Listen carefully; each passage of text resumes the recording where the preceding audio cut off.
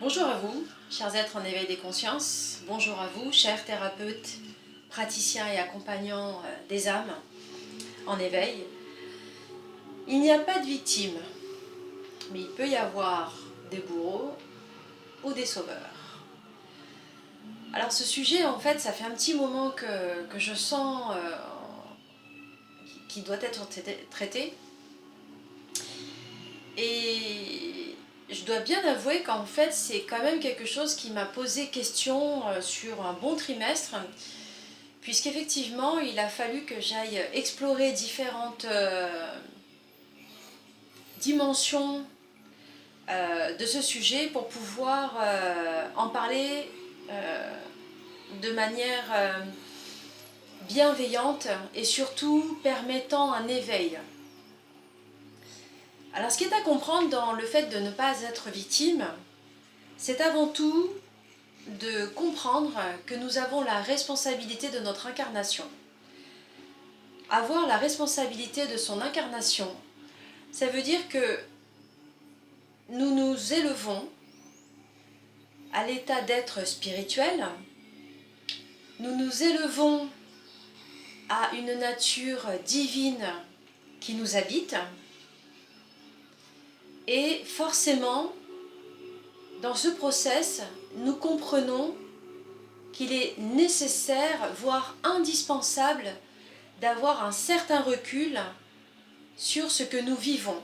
Et je le mets au présent puisque, évidemment, des choses dans le passé peuvent encore impacter dans le présent, dans l'ici et le maintenant de chaque être qui désire se visiter, évidemment. Ce qu'on peut constater, c'est que bien souvent, même si nous entamons un process de guérison des blessures, qui est, on va dire, l'une des premières phases du développement personnel, il en reste néanmoins une empreinte qui va se coller à notre personnalité. Là, je fais référence justement à Carl Jung qui en parle très très bien. Et dans cette identification à la personnalité, nous revêtons, et cela dépend avec qui nous le faisons, le masque de la victime ou le masque du sauveur et parfois le masque du bourreau, même inconsciemment. Parfois consciemment, mais là on va parler des généralités. Ce qui est amené à comprendre, c'est que il est nécessaire de prendre la responsabilité de son incarnation. Il est temps de prendre les devants et comprendre que ce que l'on vit a été établi, écrit par notre âme en amont. Alors quand on vient s'incarner, il y a deux phases principales à avoir devant nous comme plan de route, on peut dire. Il y a d'un côté le fait que nous venons nettoyer ce qui n'a pas pu être traité dans des vies antérieures. Évidemment, si on se considère comme une âme voilà, qui est raccordée à un divin, qui est voilà, créateur, etc. etc. D'accord ?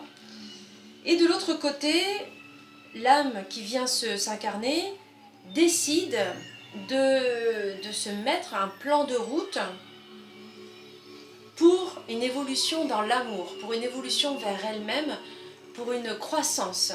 Hein. Et dans ce qui est à vivre, ce qui est magique, et vraiment là, j'invite à vraiment avoir cet esprit ouvert. Ce qui est magique, c'est très fréquemment en fait nos interactions avec les âmes sœurs qui vont nous aider à permettre ces interactions sont mêlées et de quelque chose, d'une empreinte qui est soit à réparer, soit en réparation.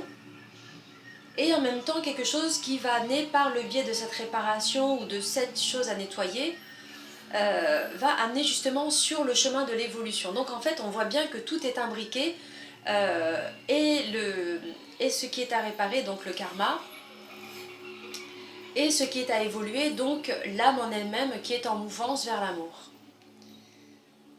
Et évidemment, quand on regarde ce qui se passe autour de nous, on peut très vite se poser comme une victime. Si on se positionne dans le fait que voilà, on est un être spirituel venu expérimenter une expérience humaine à travers l'incarnation, on peut très vite se sentir détaché de ce qui nous entoure, et à ce moment-là, on peut se sentir victime de ce qui est autour de nous. Et là, franchement, encore une fois, ça n'est pas la position à adopter. Parfois, des personnes, en fait, que j'entends, que je suis, me font voir qu'elles sont dans un process d'évolution, qu'elles ont passé des caps extraordinaires, mais dans le discours, de façon générale, il y a cette empreinte où la personne, en fait, est victime du système. Bah non, on n'est pas victime d'un système, on vit dedans.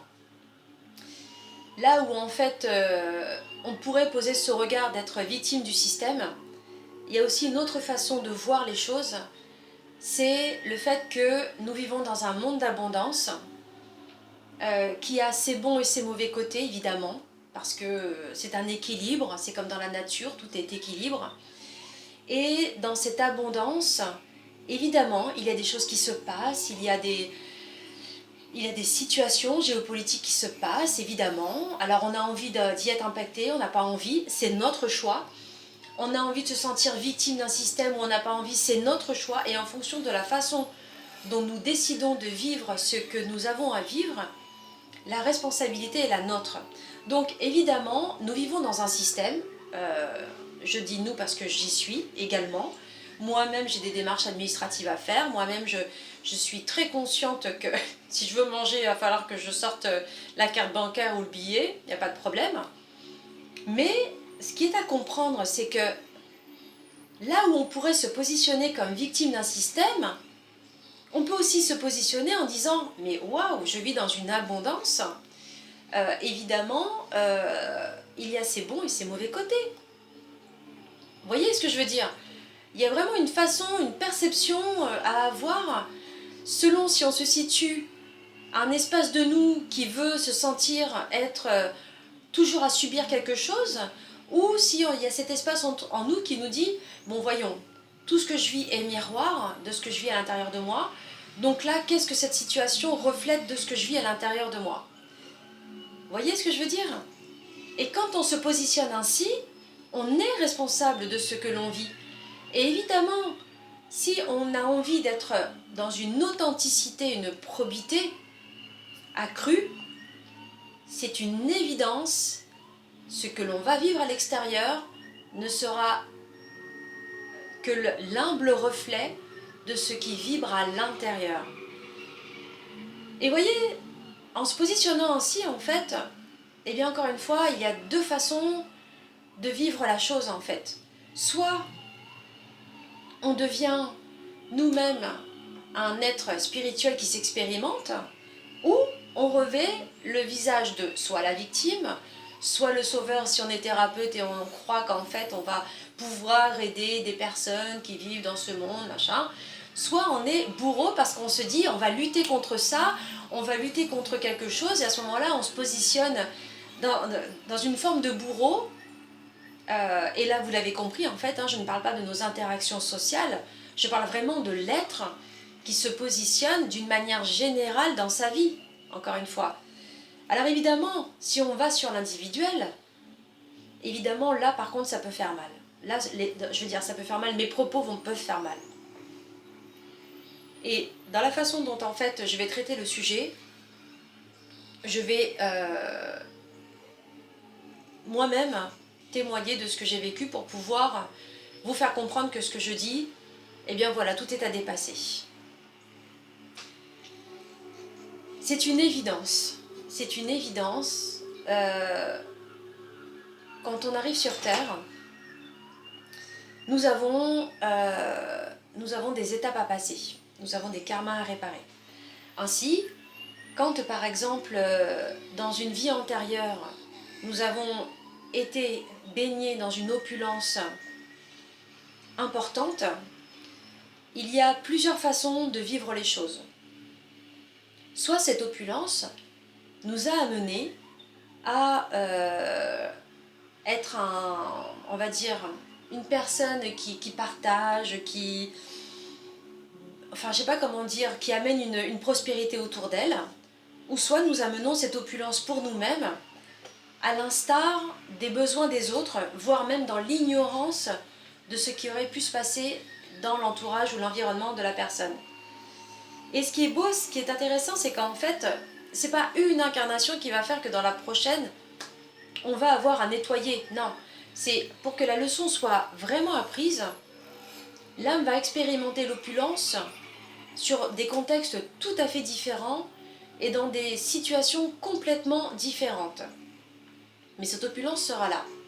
Résultat, à un moment donné, le cycle s'achève et là, on est dans une phase de réparation. D'accord ?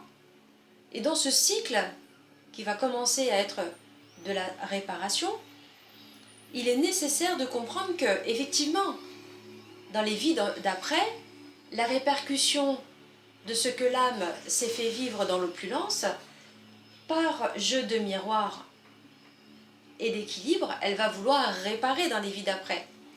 Et donc, on voit des personnes qui vont, par exemple, trouver, pour commencer en douceur leur incarnation, des parcours de vie, des métiers où justement elle va avoir à avoir un peu pour comprendre ce qu'est le peu, puisque dans d'autres vies avant, elle a connu l'opulence. Donc là, elle va expérimenter son contraire.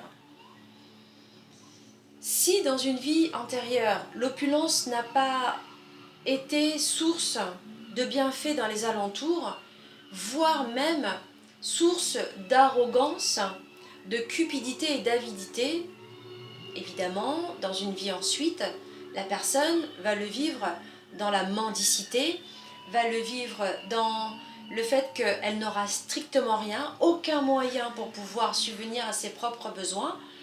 Et vraiment, ça va être une incarnation où, en fait, elle dépendra du bon vouloir de qui voudra lui donner une pièce, un morceau de pain, pour substanter ses besoins physiques.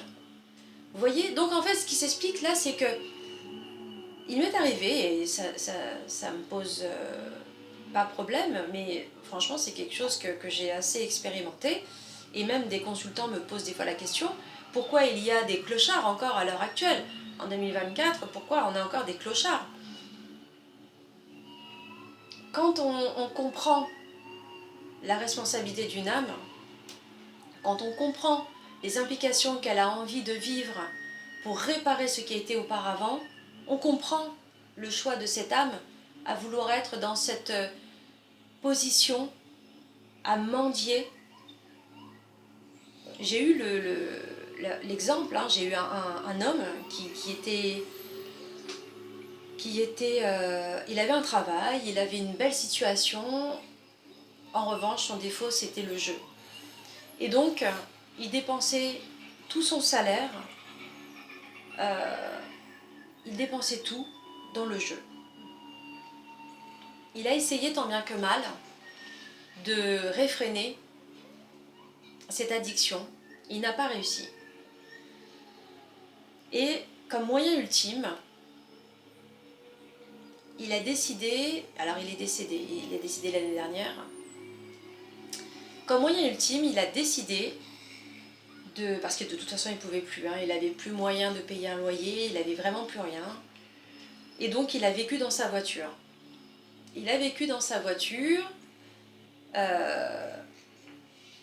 Alors j'allais lui rendre visite, des fois j'allais lui apporter de quoi manger. Et quand j'étais à son contact, je sentais que c'était vraiment un moyen de rédemption pour réparer.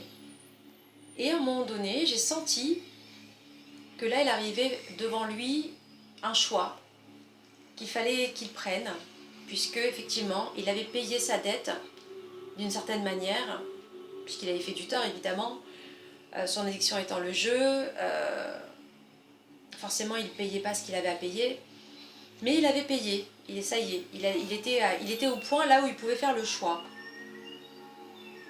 Et je l'ai vu faire ce choix, je m'en souviens vraiment très bien. Il avait ce choix à faire, ce choix c'est vraiment, vraiment imposé à lui. Et quand il a compris qu'il avait à faire ce choix, quand il a compris qu'il allait prendre une décision qui allait marquer le tournant de sa vie, d'un seul coup la honte l'a envahi. Cette espèce de honte qui fait que on n'arrive pas à voir le regard de l'autre. Et alors c'était un homme très doux en fait, donc il n'a jamais eu comme moyen de défense un mouvement de colère ou quoi que ce soit, ça n'a jamais été son truc. Mais par contre, je sentais que ça c'est quelque chose en fait ma présence lui posait problème. Et donc, ayant senti à la dernière fois où je l'ai vu, que ma présence lui posait problème parce que ça a amené chez lui quelque chose de très douloureux en lui, puisque ce choix il l'assumait, mais tant que je n'étais pas devant lui à lui apporter ce genre de choses, en fait. Et alors ce qui est rigolo, c'est qu'il acceptait d'autres, mais il n'y arrivait pas. Donc j'ai cessé d'aller le voir, j'ai compris, j'ai fait la paix avec ça. Évidemment, je me suis posé des questions. Est-ce que j'étais dans un sauveur? Est-ce que... Et en fait, non, je sentais que c'était vraiment un process, en fait. Je le faisais voilà, je le faisais pour lui, pour qu'il passe de belles fêtes de fin d'année. J'y apportais quelque chose de spécial. C'est vraiment quelque chose... C'était pas un sauveur, c'est vraiment... Bah, je savais que j'avais assez, donc je lui partageais quelque part. Et donc moi, en fait, ça m'a fait travailler le fait que... Quelle est ta position par rapport à cette personne? Et alors ce qui était beau dans cette histoire, pourquoi je témoigne de cette personne, parce qu'en fait il ne se positionnait pas en victime. Il était très conscient de ce qui se passait en lui, il était très conscient du choix qu'il venait de faire. Et donc vous l'avez compris, son choix n'était pas donc de revenir réfréner ses addictions et reprendre une vie, parce qu'il était, en plus de ça, il était très bon dans ce qu'il faisait. À tout moment, il pouvait reprendre son travail, il aurait une clientèle tout de suite. C'est ça qui était hallucinant. Mais il n'a pas choisi ça. Il a choisi de rester là où il était. Et il a choisi de finir, parce que c'était comme ça que je l'ai senti, sa vie dans cette rédemption, comme pour effacer cette honte, effacer cette culpabilité qui le minait en fait. Et donc il en est décédé. Vous voyez, en fait, ce qu'il faut comprendre, c'est qu'une âme peut comprendre, quand l'ego n'est plus là, évidemment, peut vraiment se donner les moyens de réparer. Et là, en fait, il faut se poser la question. Comment je me positionne? Suis-je vraiment victime? Et si je suis victime, de quoi est-ce que je suis victime? Est-ce que je suis vraiment victime de ce qui est à l'extérieur de moi, ou de ce que je vis à l'intérieur de moi, que je vois refléter à l'extérieur de moi? Donc là, effectivement, déjà là, il va falloir prendre cette responsabilité qui est quand même, on va dire, quelque chose d'assez dur à entendre, puisque ça peut toucher très bien le domaine du corps physique. Donc ça veut dire que si on n'a pas appris quelque chose, si on est toujours dans cet état de victime, la santé peut en être touchée, les situations de vie peuvent être touchées, et à ce moment-là, ça commence à décliner. Si on est dans un stade de sauveur, donc mal positionné, eh bien, quand on est thérapeute, accompagnant, praticien, etc., Dans le meilleur des cas, hein, évidemment, je ne parle pas de l'opportunisme, je parle vraiment du fait d'être un thérapeute convaincu, au service à autrui, et qui se sent l'âme plutôt que d'être du service à autrui, de vouloir sauver les âmes en éveil, pour pas qu'elles se fassent justement imbriquer dans un système. Et donc là, ça va être prier je sais pas combien de neuvaines, parce que sinon vous allez avoir... Non, non, c'est pas comme ça que ça fonctionne, c'est pas du tout comme ça. Ou alors vous allez avoir la personne qui vous dit oui, alors raccrochons-nous aux énergies bienveillantes de je sais pas quoi parce que nous vivons dans un système qui nous accable. Non, non, non, non, non, non, on n'est pas non plus là-dedans. On n'est pas non plus là-dedans. On a décidé de s'incarner dans cet ici et ce maintenant parce qu'on a un travail à faire. Donc il n'y a pas de position de sauveur à avoir, il n'y a pas non plus une position de victime à mettre les autres dedans. Non, là c'est vraiment, c'est une mauvaise position à adopter. Et vraiment je suis très formelle avec ça. Encore une fois, nous ne sommes pas victimes de ce qui se passe, nous prenons la responsabilité de notre incarnation et nous faisons en sorte que notre incarnation, nous ayons à la vivre en cohérence avec les besoins de ce que nous avons à vivre. Si nous comprenons que l'intérieur se reflète à l'extérieur et si nous comprenons que nous ne sommes pas victimes d'un système mais que nous vivons dans une terre d'abondance qui a ses propres limites parce qu'il y a un équilibre, évidemment l'abondance ça marche dans les deux sens, évidemment. On ne peut pas demander d'avoir une technologie de pointe sans avoir les à côté où on va quelque part être dans un système où on va être restreint aussi. Il faut être quand même un peu cohérent. Il y a un équilibre à comprendre. Dans la nature, on n'a pas tout ou rien. Non, il y a un équilibre encore une fois. Donc, chers êtres en éveil des consciences, chers thérapeutes, praticiens et accompagnants des âmes, j'en appelle vraiment à votre discernement sur la façon dont vous vivez les choses, sur la façon dont vous vous positionnez dans votre vie, de manière à justement faire jaillir cette lumière de vous. À tous, une belle découverte de votre lumière. À bientôt.